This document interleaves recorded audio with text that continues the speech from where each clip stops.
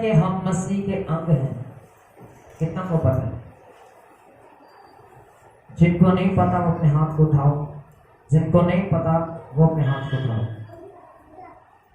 Hallelujah. हम सब क्या है? मसीह के अंग हैं, क्योंकि पहला कुरिन्थियों हमें बयान करता है कि हम सब जो है मसीह के अंग हैं। कोई आंख है, कोई कान है, कोई नाक है। हालेलुया। आपको क्यों मसीह की देह कहा जाता है? हालेलुया। और एक जगह यीशु मसीह हमें कहता है कि तुम मेरी दुल्हन हो। एक जगह वो कहता है कि तुम मेरे बेटी और बेटे हो। हालेलुया। इस बात के ऊपर भी हम अगले संडे बात करेंगे, पर जो आज है, जो मेन जो टॉपिक हमें दिया है परमेश्वर ने, हम उसके ऊपर चर्चा करेंगे। हालेलुया। आप सबको पता है कि हम मसीह के अंग हैं। कोई ऐसा यहां पर नहीं बैठा जो मसीह का अंग ना हो, जो मसीह की देह ना हो। हालेलुया। आज मैं आपको एक राज की बात बताता हूं कि जो लोग कहते हैं कि मैं बढ़ना चाहता हूं, आगे मसीह में बढ़ना चाहता हूं और ज्यादा मेरी जड़ मजबूत हो मसीह में, तो उस समय एक व्यक्ति को क्या करना चाहिए? उस समय एक व्यक्ति को जो आपसे कमजोर हैं अपनी संगति में लेना चाहिए। क्या करना चाहिए? संगति का मतलब है कि अगर आप प्रार्थना कर रहे हैं और अगर आपको पता है कि आपसे वो व्यक्ति कमजोर है और वो बढ़ना चाहता है, या कोई बहन है या कोई भाई है, अगर वो इच्छुक है कि वो आत्मा में बढ़े, वो परमेश्वर के साथ जो उसका संबंध है और ज्यादा मजबूत हो, तो आपको एक निर्णय लेना पड़ेगा। उसे कहिए कि भाई तू मेरे साथ आ जाया करना, हम बैठ के प्रार्थना किया करेंगे। हालेलुया।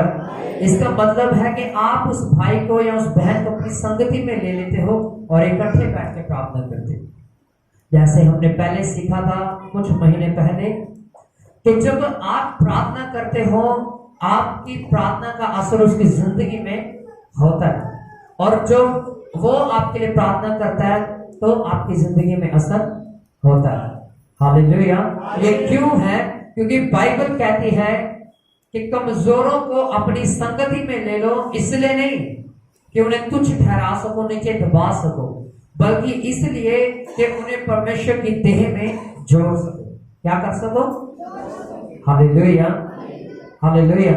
इसलिए याद रखें, चाहे वो बड़ा है, चाहे वो छोटा है, चाहे वो लंबा है, चाहे वो नाटा है, चाहे वो पतला है, चाहे वो मोटा है, हम सब क्या है? मसीह के अंग हैं और हम सब मसीह की देह हैं।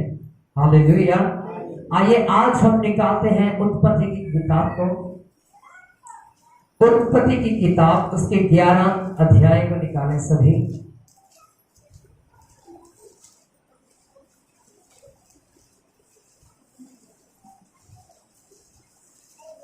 निकल गया?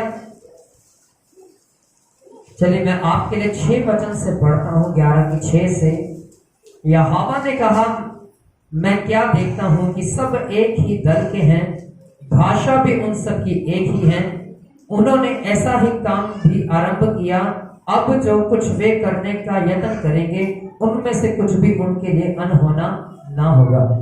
आगे लिखा, इसीलिए आओ हम उतर के उनकी भाषा में गड़बड़ी डालें कि वे एक दूसरे की बोली को ना समझ सकें।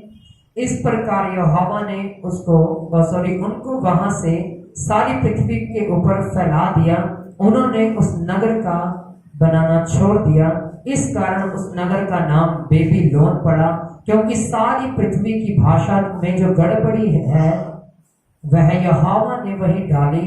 वहीं से यहोवा ने मनुष्य को सारी पृथ्वी पर फैला दिया। हालेलुया।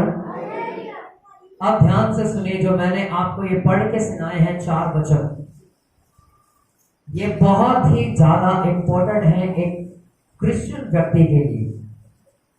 11 की 6 से हमने पढ़ा 9 वचन। हालेलुया। बाइबल में लिखा कि जब परमेश्वर ने देखा कि इंसान की एक ही बोली है। क्या है?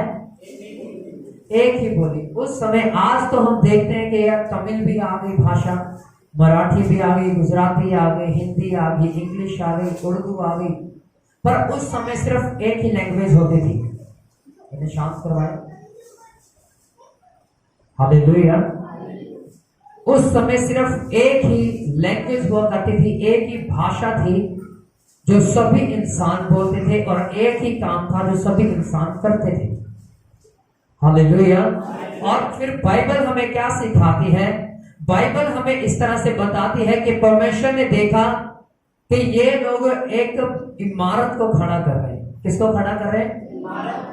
और परमेश्वर को ये बिल्कुल भी नहीं भाया, क्योंकि वो कहते थे कि हम इसकी पूजा करें। क्या करेंगे? हम इसकी उपासना करेंगे, इसको मानेंगे, इसको पूजेंगे। और परमेश्वर, बाइबल में लिखा, अपनी महिमा किसी के साथ बांटता नहीं है। हालेलुया। परमेश्वर का वचन कहता है, वहां पर लिखा 7 वचन में लिखा, इसलिए आओ हम उतर कर उनकी भाषा में गड़बड़ी डालें।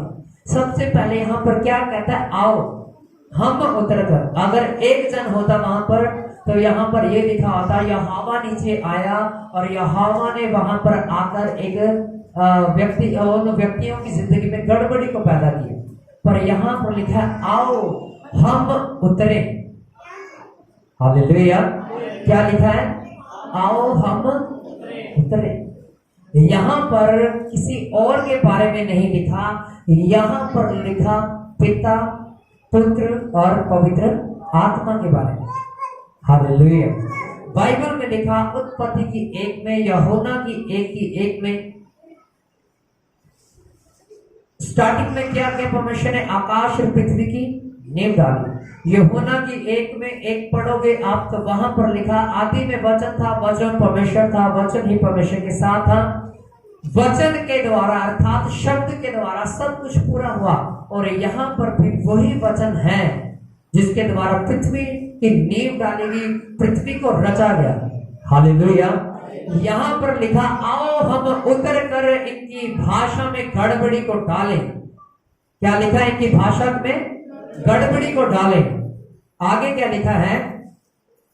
आगे लिखा कि वे एक दूसरे की बोली को ना समझ सके, इस प्रकार यहोवा ने उनको वहां से सारी पृथ्वी के ऊपर फैला दिया। उन्होंने उस नगर का बनाना छोड़ दिया। हालेलुया। सबसे पहले आपको पता है यहाँ पर क्या देखने को मिलता है? वो सभी एक ही तन होकर काम कर रहे थे। क्या कर रहे थे? एक ही तन होकर, एक मन होकर, एकजुट होकर वो काम कर रहे थे। वो काम क्या था? एक इमारत बना रहे थे जो परमेश्वर को बिल्कुल भी पसंद नहीं थी।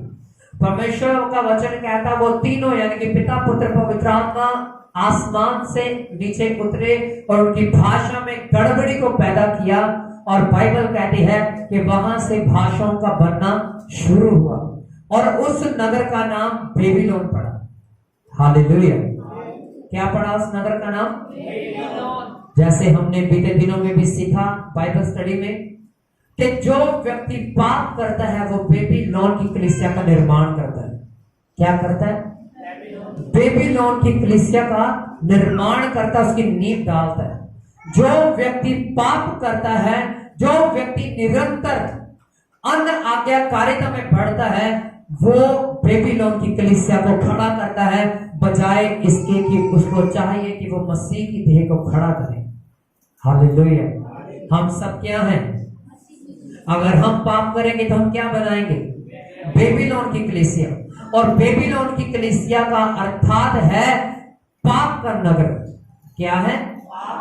अगर आप प्रकाशित वाक्य को पढ़ोगे, वहां पर लिखा फिर पड़ा बेबीलोन, फिर पड़ा बड़ा बेबीलोन, फिर लिखा फिर पड़ा बड़ा बेबीलोन। 3 बार इस बात के बारे में जिक्र है उस जगह पर। हालेलुया। जब हम पाप करते हैं, जब हम गलत चीजों की ओर चलते हैं, हम गलत वेश के ऊपर बढ़ते हैं, तो बाइबल में लिखा कि हम किसका निर्माण करते हैं? बेबीलोन की कलीसिया का। हालेलुया। इस समय अगर आप इस जगह पर पढ़ो तो ये व्यक्ति, यहां पर जो लोग थे, ये बेबीलोन की कलीसिया को बना रहे थे, क्योंकि 9वें वचन में लिखा कि उस नगर का नाम बेबीलोन पड़ा। हालेलुया। हालेलुया। क्या नाम पड़ा उसका? क्या नाम पड़ा? बेबीलोन। बेबीलोन का मतलब है गड़बड़ी। क्या है? गड़बड़ी वहीं पर होती है जहां शैतान का काम होता है। कहां? जहां शैतान का काम होता है। अगर परमेश्वर के द्वारा उस समय गड़बड़ी ना पैदा की जाती उस समय, तो बाइबल कहती है कि उस समय से मूर्ति पूजा होना शुरू हो जाता। जैसे निर्गमन की किताब में लिखा कि इजराइलियों ने एक बैल का बछड़ा बनाया और उसकी आराधना की और कहा कि यही हमें मिस्र के देश से निकाल के बाहर लेकर आया है, जबकि यहोवा उन्हें बाहर लेके आया था। हालेलुया। कौन लेके आया था? पर वो तो कह रहे कि हमें बछड़ा लेकर आया। किसको कह रहे हैं? जिसको खुद अपने हाथों से बनाया। कह रहे कि यही हमें लेके आया। फॉर एग्जाम्पल, इस माइक को मैंने बनाया। किसको? इस माइक को मैंने बनाया और मैं ही कही जाऊं इसी ने मुझे पाप से आजाद किया है। हालेलुया। इसी ने मुझे गंदगी से बाहर निकाला। क्या ये निकाल सकता है? इसको तो मैंने बनाया, ये मुझे कैसे निकाल देगा? बाइबल कहती है कि इजराइलियों की बुद्धि को ऐसा बंद कर दिया गया, ऐसी उनकी बुद्धि को ऐसा क्लोज कर दिया गया, उनके डोर को बंद कर दिया गया, ताकि वो परमेश्वर की समझ के इस सहारे पे ना चल सके, वो आगे जाके गिर जाए। हालेलुया। बाइबल में लिखा उस समय मूसा कहां पे था? कितनों को पता उस समय मूसा कहां था? बाइबल में लिखा वो 40 दिन और 40 रातें सीनै पर्वत के ऊपर था। वो सीनै पहाड़ के ऊपर था। हालेलुया। वहां पर पता क्या लेने के लिए गया था? वो 10 आज्ञाओं को। क्या लेने के लिए गया था? आपको पता जब वो नीचे आया, इससे पहले कि वो नीचे आता, यहोवा ने कहा जा देख, इस्राएलियों ने पाप नहीं किया, महापाप किया है। क्या किया है? महापाप उन्होंने मेरे विरुद्ध किया है, और जा उनको रोक, उनकी फिर से अगुवाई कर देख, वो तेरी अगुवाई से भटक चुके हैं, तेरे उस मार्गदर्शन से जो तू उनके लिए करता आया है, वो उस आज्ञाओं को छोड़कर उन बैल को पूजने लगे हैं जिसकी खुद उन्होंने नींव डाली थी, और वो उसी खुद पूजने लगे, और वो उन्हें कहने लगे हैं कि यही हमारा देवता और यही हमें मिस्र की देश से गुलामी से निकाल कर लेकर आया, जबकि वो नहीं, यहोवा लेके आया था। हालेलुया। हालेलुया। आप समझ पा रहे हैं?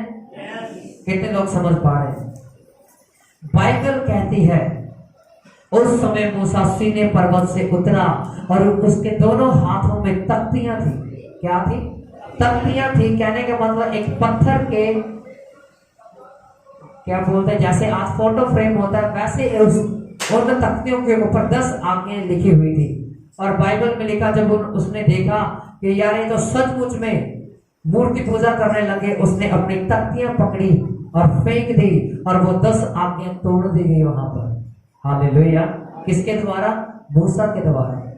फिर बाइबल कहती है कि वहां पर लिखा, फिर यहोवा ने उसे मूसा को कहा कि इन्हें कह, कौन यहोवा की आराधना करना चाहता है और कौन इस बछड़े के हाथों की बनाई हुई मूर्त की पूजा करना चाहता है। और बाइबल में लिखा, मूसा ने कहा कि वो लोग अपना हाथ उठाओ जो इस बछड़े की पूजा करेंगे। बहुतों ने उस जगह पर हाथ उठाया। फिर बाइबल में लिखा, उसने कहा कौन है जो यहोवा परमेश्वर की आराधना करना चाहता है जो जीवित है। वहां पर लिखा बहुतों ने उस समय भी हाथ उठाया, और यहोवा के अलग कर दिए गए और बछड़े के अलग कर दिए गए। बाइबल में लिखा लेवियों ने अपनी तलवारें निकाली और उन सबको मार दिया। हालेलुया। ये एक चिन्ह है, ये उस बात की ओर दर्शाता है जो परमेश्वर अपने लोगों में से भेड़ों को और बकरियों को अलग करेगा। हालेलुया। आज तो हम भी बहुत बार होता है कि हम भी परमेश्वर की आज्ञाओं को तोड़ देते हैं, और जो आज्ञाओं को तोड़ेंगे, बाइबल कहती है जब अंत का समय आएगा, जब उनका न्याय होगा, तो वो जैसे आज हमने पढ़ा, जैसे हम पढ़ेंगे आगे चलकर कि जैसे मूसा ने कहा कि जो बछड़े की आराधना करेंगे वो एक साइड पर चले जाएं, जो परमेश्वर की आराधना करना चाहते हैं वो साइड पर चले जाएं। आज भी परमेश्वर हमारी जिंदगी में ऐसे देखता है कि जो व्यक्ति पापी है, जो व्यक्ति पाप बार बार करता है, और बार बार पाप करता है, बार बार गलतियां करता है, उसे परमेश्वर आने वाले दिनों में अलग करेगा। और जो परमेश्वर के वचनों पर चलने वाले हैं, जो परमेश्वर का भय मानते हैं, उन्हें वो अलग करेगा। एक को भेड़े कहेगा, एक को बकरियां कहेगा। बकरियां वो होंगी जो मूर्ति पूजक होंगे, जो शैतान के पुजारी होंगे, जो शरीर के कामों के पुजारी होंगे। पर भेड़े वो होंगी जो परमेश्वर के जीवित कलाम को पूजने वाले हैं। Hallelujah, hallelujah, hallelujah. यहाँ पर परमेश्वर जानता था कि अगर ये व्यक्ति अगर अभी जुड़े रहे तो ये बड़ी ही गड़बड़ी को पैदा कर देंगे कि बेबीलोन की कलीसिया का निर्माण करेंगे। हालेलुया। और इस बात को शैतान भी जानता है कि यदि आप मसीह में जुड़े रहेंगे, एक दूसरे का आप मदद करेंगे, उसकी सहायता करेंगे, तो वो भी जानता है कि ये बेबीलोन का नहीं, ये परमेश्वर की देह का निर्माण कर रहे हैं और आप में फूट डलवाने की कोशिश करते हैं। हालेलुया। क्या करवाने की कोशिश करता है? फूट डलवाने की, लड़ाइयां करवाने की, झगड़े करवाने की कोशिश करता है। हालेलुया। जैसे परमेश्वर ने उस जगह पर आकर गड़बड़ी को पैदा किया, उनकी भाषा को, ऐसे शैतान भी हमारी जिंदगियों में आता है और वो हमारी जिंदगियों में गड़बड़ी को पैदा करने की कोशिश करता है। वो चाहता है कि हम बेबीलोन की कलीसिया का निर्माण करें, जबकि बाइबल कहती है बेबीलोन की कलीसिया प्रकाशित वाक्य में लिखा गिरा दी जाएगी और जो यरूशलेम के लोग होंगे अर्थात मसीह की देह होगी वो स्वर्ग में चले जाएंगे। हालेलुया। अब निर्णय आपके ऊपर है, ये फैसला आपके हाथों में है। क्या आप पाप कर करके, क्या आप भी बेबीलोन की कलीसिया का निर्माण करना चाहते हैं, या आप परमेश्वर के बताए गए रास्तों पर उसकी दी गई आज्ञाओं को फॉलो करके उसके पीछे चलकर आप मसीह की देह का निर्माण करना चाहते हैं? हालेलुया। अगर मैं अभी कहूं कितने लोग चाहते हैं कि मसीह की देह का निर्माण हो, तो सभी अपने हाथ को उठा लेंगे। पर जब आप यहाँ से जाओगे अपने घरों में, वो दिखाएगा क्या आप परमेश्वर की देह का निर्माण करोगे या नहीं करोगे। हालेलुया। उस समय वो दिखाएगा आपको क्या आप मसीह की देह का निर्माण कर रहे हैं या बेबीलोन की कलीसिया का निर्माण कर रहे हैं। क्या आप बेबीलोन की नींव को डाल रहे हैं या परमेश्वर की देह को बनाने की नींव को डाल रहे हैं। हालेलुया। अगर आप गलातियों की किताब 5 अध्याय को पढ़ोगे तो वहां पर शरीर के काम बताए गए हैं और वही है काम जो बेबीलोन की कलीसिया का निर्माण करते हैं, बेबीलोन की कलीसिया को खड़ा करते हैं। हालेलुया। सभी बोलो अपने हाथ को उठाकर हालेलुया। जो सो रहा है उसको हिलाओ, अपने पड़ोसी को हिलाओ, हिलाओ हिलाओ अपने पड़ोसी को। बहुत सोना नहीं है, लाओ यार, क्या हो, बहुत सोना नहीं है, वचन को सुनना है। हालेलुया। ध्यान से सुनिए इन वचनों को, क्योंकि ये बहुत ज्यादा जरूरी है। अगर आप चाहते हैं कि आप बेबीलोन का निर्माण ना करें तो आज इन वचनों को ध्यान से सुनिए। हालेलुया। बाइबल में लिखा है 11:9 में लिखा कि उस जगह का नाम क्या पड़ा? बेबीलोन। क्यों? क्योंकि वहां पर गड़बड़ी पैदा कर देगी। हालेलुया। अगर आप एक दूसरे की जिंदगी में गड़बड़ी को पैदा करते हो, फॉर एग्जाम्पल लड़ाइयां और झगड़ों के कारण, छोटी छोटी बातों के कारण, अगर आप वो बातें जो आपको यहां से वहां नहीं करनी, अगर आप करते हो तो आप बेबीलोन की कलीसिया का निर्माण करते हो। किसका निर्माण करते हो? सभी बोलो किसका? बेबीलोन की कलीसिया। अब बेबीलोन की कलीसिया एक्चुअल में है क्या, मैं आपको बता देना चाहता हूँ। बेबीलोन की कलीसिया वह कलीसिया है जिसमें पाप पाया जाता है। बेबीलोन की कलीसिया वह कलीसिया है जिसमें व्यभिचार पाया जाता है। बेबीलोन की कलीसिया एक वह कलीसिया है जिसमें निंदा पाई जाती है। हालेलुया। बेबीलोन की कलीसिया वह कलीसिया है जहां पर फूट डलवाने वाले लोग हैं। हालेलुया। अगर आप अपनी जिंदगी का निर्माण मसीह की देह बनने के लिए नहीं कर रहे, तो बाइबल कहती है कि आप आने वाले समय में बकरियों की गिनती में पाए जाएंगे। हालेलुया। ले जाइए इन्हें बाहर, ले जाइए उठाकर। हालेलुया। मैं चाहता हूं कि आप सब निकालें प्रकाशित वाक्य की किताब और उसके 18 अध्याय उसके 1 वचन को जब हम पढ़ेंगे तो यहां पर लिखा, इसके बाद मैंने एक स्वर्गदूत को स्वर्ग से उतरते देखा जिसे बड़ा अधिकार प्राप्त था। पृथ्वी उसके तेज से चमक उठी। उसने ऊंचे शब्द से पुकार कर कहा, गिर गया बड़ा बेबीलोन, गिर गया वह दुष्ट आत्माओं का निवास, हर एक अशुद्ध आत्मा का अड्डा, हर एक अशुद्ध और घृणित पक्षी का अड्डा हो गया।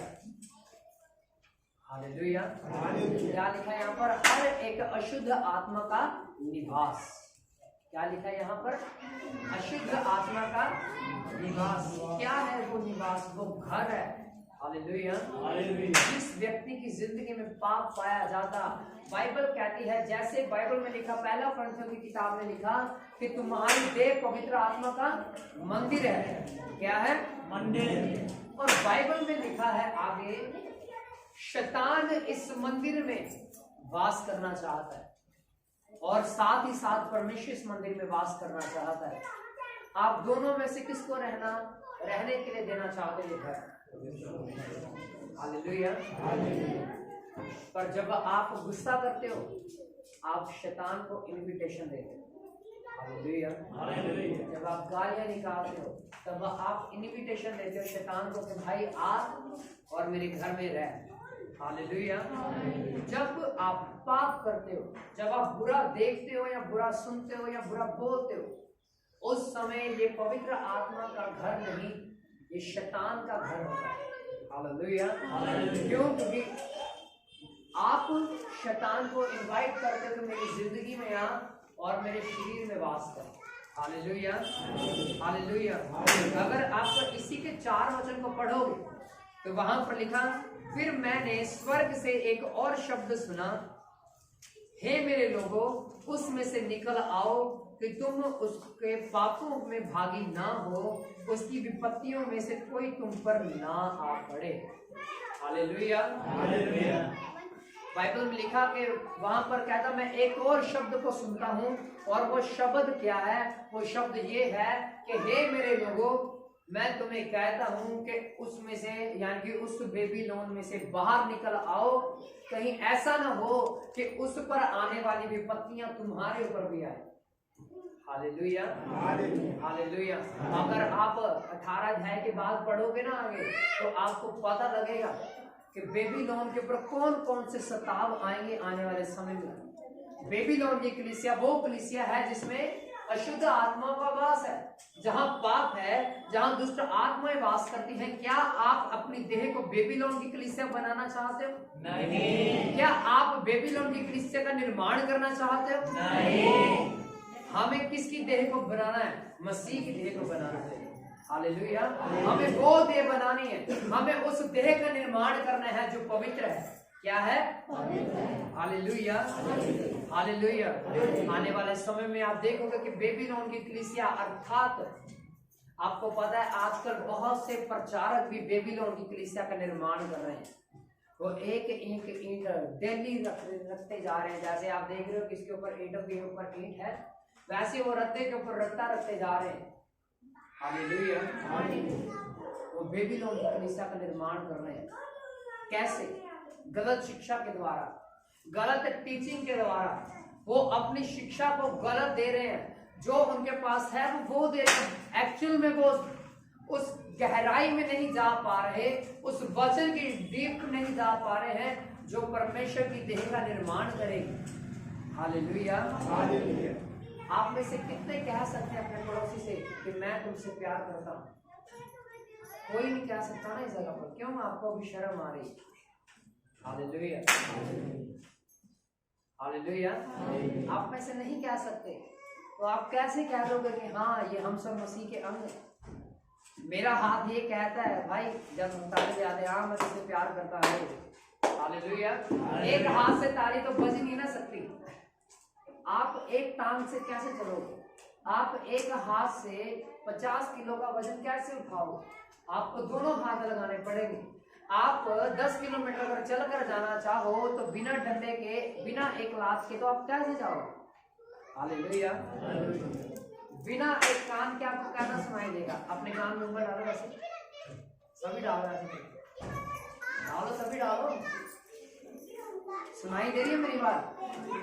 और कैसे सुनाई दे रही है? एक कान से। सेम वैसा ही है। आप में से ये नहीं कोई व्यक्ति कह सकता कि मुझे इस बहन की जरूरत नहीं है, या ये बहन नहीं कह सकती कि मुझे इस बहन की जरूरत नहीं है, या ये दोनों भाई नहीं कह सकते कि हमें एक दूसरे की जरूरत नहीं है। अगर आप बढ़ना चाहते हैं, अगर आप आगे जाना चाहते हैं, या आत्मा में ग्रो करना चाहते हैं, तो पहले आपको ये समझना होगा कि जो मेरे बगल में बैठा है वो मसीह का अंग है। हालेलुया। क्या समझना पड़ेगा? मसीह का अंग है।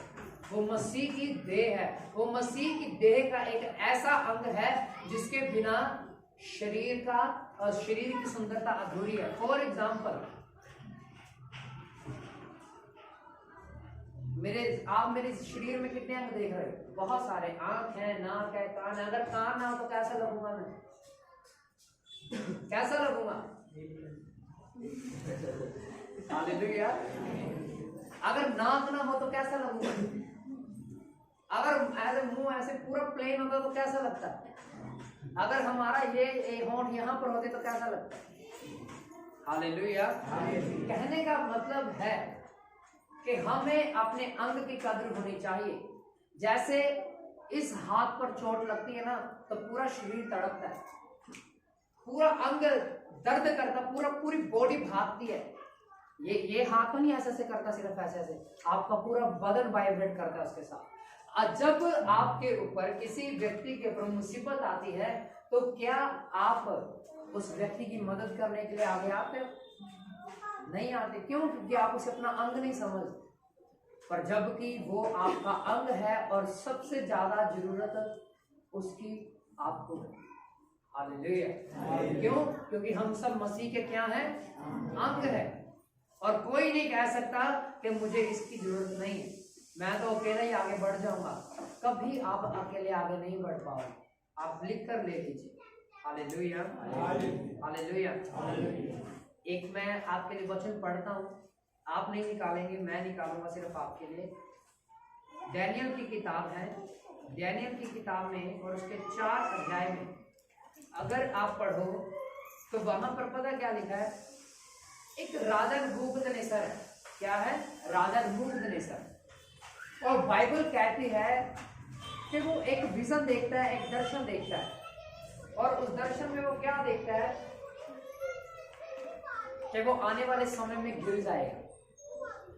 वो ऐसे नहीं देखता कि वो आने वाले समय में गिर जाएगा। एक वो ऐसा वृक्ष देखता है जिसकी छोर आसमान तक पहुंच गई है, उसकी डालियों पर आकर चिड़ियों ने बसेरा किया है, नीचे बहुत सारा राज्य है, गायें, बैले, पशु चारा खा रहे हैं। ऐसा एक दर्शन वो देखता है। और वो जब सुबह उठता है तो बहुत दुविधा में होता है। वो सोचने लग जाता है कि यार इसका मतलब क्या है। वो पंडितों को बुलाता है, पुजारियों को बुलाता है, बड़े बड़े विद्वानों को उस समय के बुलाता है, और कोई भी उसके सपने का मतलब उसे बता नहीं पाता। फिर उसे पता लगता है कि भाई एक डैनियल नाम का व्यक्ति है, और फिर वो कहता है कि उसे बुलाओ, मेरे पास लेके आओ। और फिर वो आता है, फिर उसे बताता है। वो कहता है, डैनियल पता क्या कहता है? हे राजा, मैं चाहता हूं कि ये सपना तेरी जिंदगी में कभी पूरा ना हो। हालेलुया। पता है क्यों? क्योंकि वो राजा घमंड से भर चुका था। इसीलिए परमेश्वर ने उसे एक सपना दिखाया, और बाइबल में लिखा वो सपना पता क्या था?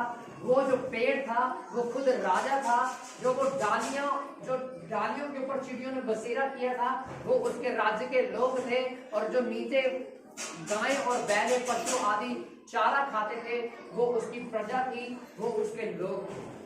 हालेलुया। और वो एक दिन खड़ा होता है अपनी छत के ऊपर और अपने नगर की ओर देखता है, और पता क्या कहता है? अपने मन में वो सोच रहा होता है, वाह कितना बड़ा ये राज्य है जो मैंने अपने बल पर खड़ा किया। क्या कहता है? अपना राज्य जो मैंने अपने बल पर खड़ा किया है। और बाइबल कहती है एक शब्द आसमान से हुआ, और मैं आपको पढ़ के सुनाता हूं।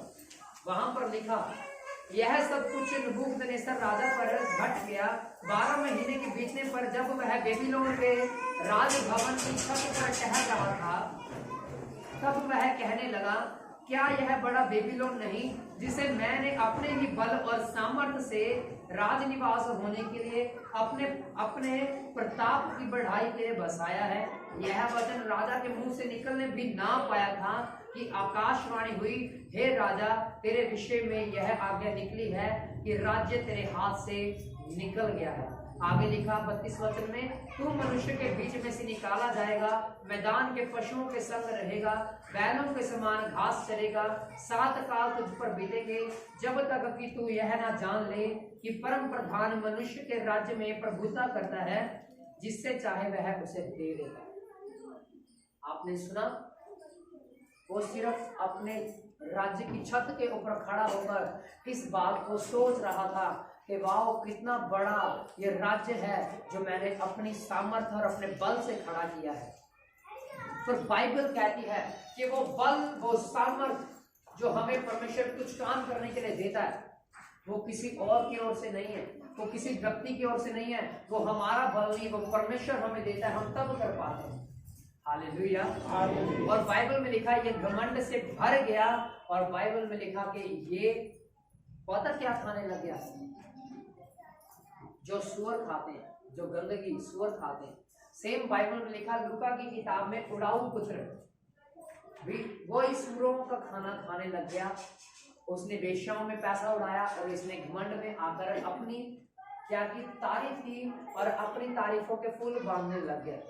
और बाइबल में लिखा, आकाशवाणी हुई कि तेरा राज्य अब स्थिर ना रहेगा। क्यों? क्योंकि तूने ये कहा कि ये राज्य तेरे बल से खड़ा हुआ है, जबकि वो राज्य उसके बल से नहीं बल्कि परमेश्वर की सामर्थ्य से खड़ा हुआ था।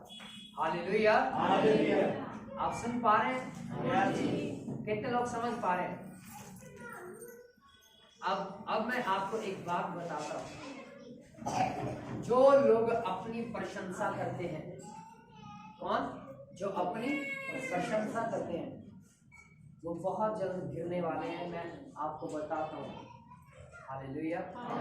जो लोग कहते हैं, फॉर एग्जाम्पल, मैं हारमोनियम प्ले करता हूँ, कीबोर्ड प्ले करता हूँ, थोड़ी बहुत ढोलक प्ले करता हूँ, अगर मैं कहूँ देखा मैं कितनी सुंदर बजाता हूँ, तो मैं आत्मिक लेवल से गिर जाऊंगा। जो मेरा औधा है वो डाउन हो जाएगा, मैं भी उस राजे की तरह हो जाऊंगा जो आकाश की चोटी तक पहुंच गया। घमंड आने के कारण वो फिर गिर गया। हालेलुया। हमें कभी अपनी प्रशंसा नहीं करनी। बाइबल में लिखा, एक व्यक्ति था, यीशु मसीह के पास आया, उसने कहा, हे उत्तम गुरु। क्या कहा? हे उत्तम गुरु का मतलब पता क्या होता है? जानते हो उत्तम गुरु का मतलब क्या होता है? सर्वश्रेष्ठ, यानी कि बहुत ऊंचा। हालेलुया। यीशु मसीह ने उस जगह पर अपने आप को नीचा ठहराते हुए कहा कि तू मुझे उत्तम क्यों कहता है? उत्तम सिर्फ एक ही है, वो है परमेश्वर। हालेलुया। अगर हमारा यीशु मसीह हमारा उद्धार करता अगर इतना हम्बल है, तो हमारे अंदर घमंड किस बात का? अगर हमारा जीवित परमेश्वर इतना पवित्र है, तो आज हम पाप में क्यों? यदि परमेश्वर ने अपने पुत्र, अपने इकलौते पुत्र यीशु मसीह के द्वारा एक देह का निर्माण किया, तो आज हम क्यों बेबीलोन की कलीसिया का निर्माण कर रहे हैं? हम क्यों गालियां निकाल कर औरों को दुख देते हैं? हम क्यों इधर की बातें उधर करके उस घर में और उस घर में फूट डलवाना चाहते हैं? तो इसका मतलब है आप बेबीलोन की कलीसिया का क्या कर रहे हो? निर्माण कर रहे हो। निर्माण समझते ना आप सब? उसको तैयार कर रहे हो, कहने का मतलब। जैसे हमने ये बिल्डिंग तैयार की है परमेश्वर के अनुग्रह के द्वारा, उसकी सामर्थ्य के द्वारा, आप शैतान की सामर्थ्य के द्वारा औरों के घर तोड़ने में लगे। हालेलुया। कब ये सब कब रुकेगा? जब आप ये समझ आओगे कि नहीं, वो भाई या वो बहन या ये बहन या ये भाई, हम सब मसीह के क्या हैं? हम। कोई हाथ है, कोई नाक है, कोई कान है, कोई सिर है। हालेलुया। कितने लोग समझे हैं आज की इस क्लास को? हमें क्या करना है आज से? हमें मसीह की देह का निर्माण करना है।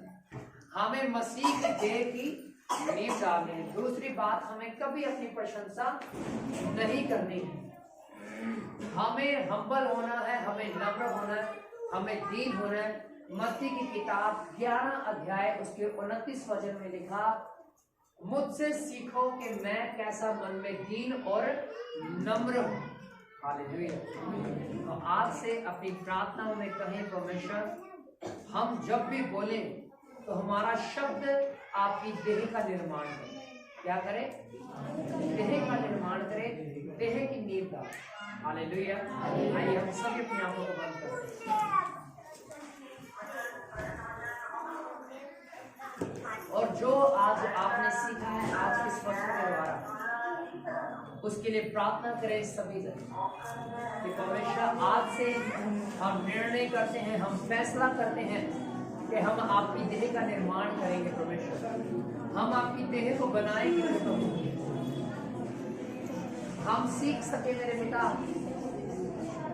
कि जो हमारा पड़ोसी है वो आपका अंग है मेरे पिता, वो आपकी देह का एक अंग है मेरे प्रभु। आइए सभी अपने हाथों को उठाओ और प्रार्थना करें यीशु नाम में।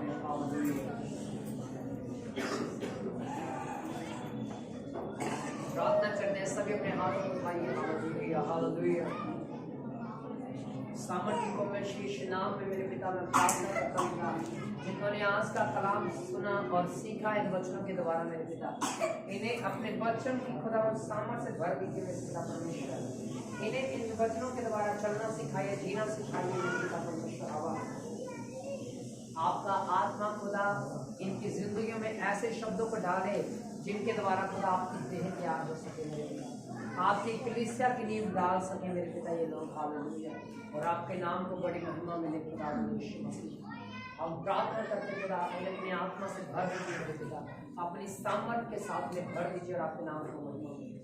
आखिर आपके नाम को लेते हैं इस दुआ को आपके बेटे हमारे उद्धारकर्ता यीशु के नाम में मांगते और पाते हैं। आमीन। Hallelujah hallelujah. कितने लोग आज के वचन को समझ पाए? क्या सीखा है? सबसे पहले हमें मसीह की देह का निर्माण करना है। और किस कलीसिया का निर्माण नहीं करना, वो उसका नाम क्या है? बेबीलोन की कलीसिया। बेबीलोन की कलीसिया में क्या है? पाप है, व्यभिचार है और दुष्ट आत्माओं का वास। हालेलुया। तीसरी बात हमने सीखी है कि हमें अपनी प्रशंसा नहीं करनी। जैसा हमारा परमेश्वर हम्बल है वैसे हमें भी हम्बल और नम्र बनना है। हालेलुया। अपने भेंट को अपने हाथ में लीजिए। अब यह समय है कि हम गीत गाएंगे। गीत के दौरान हम अपनी भेंट को